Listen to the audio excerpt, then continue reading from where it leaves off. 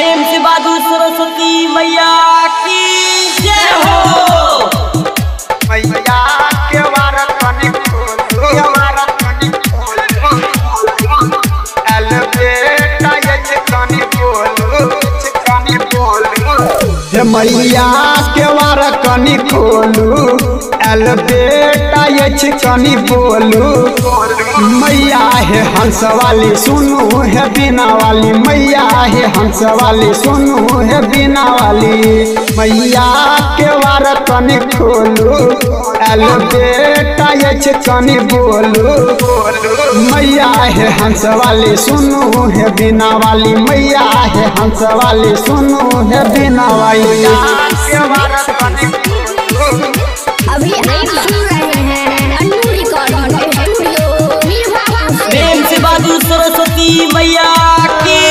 जय हो। हंस पर सवार बड़ नीक लगै छी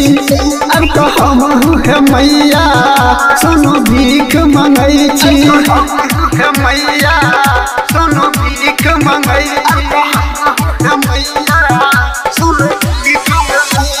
हंस पर सवार बड़ नीक लगै छी अब तो हम है मैया सुनो भीख मंगै छी भल की गलती जे तेजलौं बातो नहीं माँ हम बुझलौं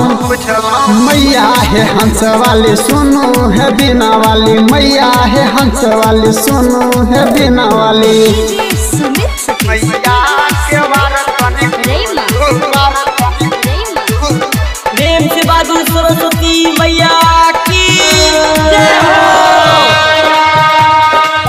हम की कहू है मैया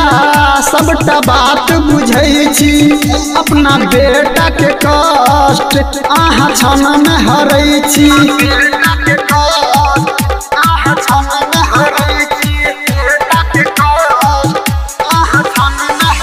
हम की कहू है मैया सबटा बात बुझै छी अपना बेटा के कष्ट आहा क्षण में हरै छी गीतकास भजन लिखवेलौं आहा लकीन केलौं